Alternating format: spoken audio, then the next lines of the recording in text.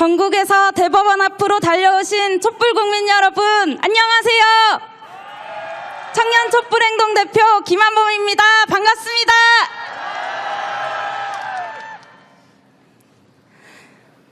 조희대 사법부가 연일 국민들의 분노를 폭발시키고 있습니다. 내란 선동 황교안, 내란 공범 박성재, 이 자들에 대한 구속영장을 조희대 사법부가 기각했습니다.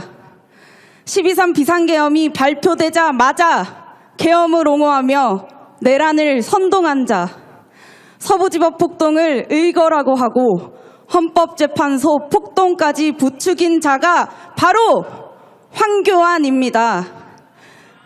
내란 선동죄로 당장 구속해야 하는 것 아닙니까? 12.3 내란 다음 날인 12월 4일 내란 수계 윤석열이 소집한 안가회동에 참석했던 내란의 핵심 인물, 체포 대상자 3,600명 구치소 수용계획 문건과 불법계엄 정당화 문건을 작성했던 자가 바로 내란 수계 윤석열의 법무부 장관 박성재입니다. 그런데 구속영장을 2번이나 기각하는 게 말이 됩니까? 구호 외치겠습니다. 박성재를 구속하라! 황교안을 구속하라! 특검이 내란범들을 수사하고 압수수색해서 구속영장을 청구하면 조희대 사법부가 줄줄이 기각시켜 내란범들을 풀어주고 있습니다. 내란 세력을 단죄해야 하는데 조희대 사법부 앞에 막혀 한 놈도 처벌하지 못하고 있습니다. 이러니 국민들이 우라통이 터지는 것 아닙니까?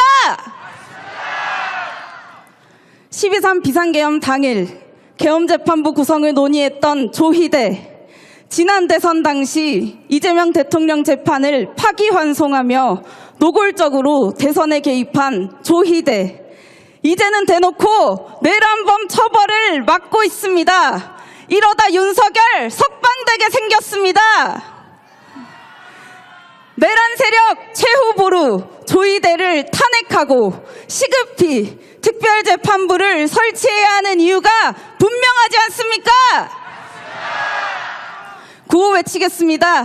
대선 개입, 내란 공범 조희대를 탄핵하라! 내란 세력 척결 위해 특별재판부 설치하라! 망둥이가 뛰니까 꼴뚜기도 뛴다고 조희대 사법부에 이어 정치검찰도 대장동 재판 항소 포기를 가지고 난동을 피우고 있습니다. 검찰개혁 오적, 노만석 검찰총장 직무대행이 앞장섰습니다. 퇴임식에서 꽃다발을 받고 환하게 웃는 가증스러운 모습에 분노가 치밀어 올랐습니다. 거기에 18명 검사장들의 집단 항명까지, 파렴치한 정치검찰은 정말 갱생의 여지가 없습니다.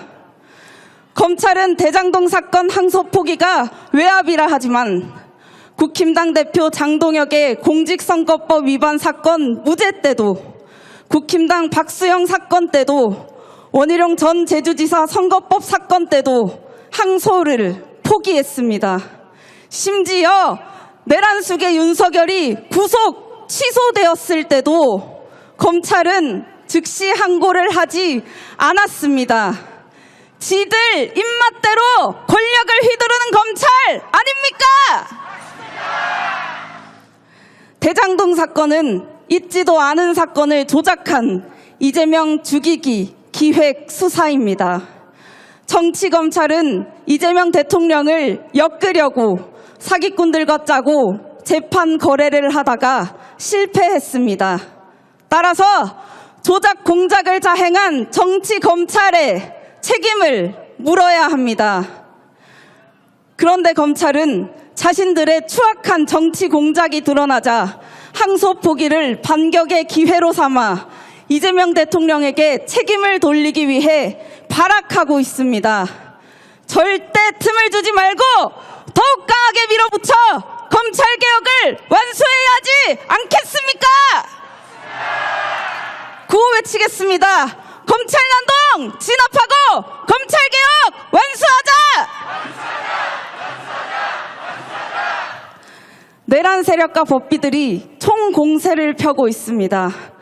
조희대 사법부 앞에 내란 청산이 멈춰 서 있습니다. 하지만 지금 저들은 3년 넘게 꺼지지 않고 타오르고 있는 이 촛불 광장을 보며 죽을 마실 겁니다. 그렇지 않습니까?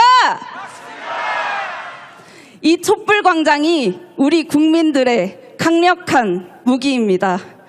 비상계엄을 막아내고 윤석열을 탄핵, 파면시켰으며 새 정부 출범 이후에도 끈질기게 내란 청산과 국민주권 실현을 위해 싸우고 있는 우리 국민들의 촛불 광장이 바로 저들에게는 지옥입니다. 하지만 우리에게는 이것이 천국 아닙니까? 청년들도 이곳에 오면 언제나 힘이 납니다. 늘 함께 해주시는 촛불 국민 여러분 정말 고맙습니다.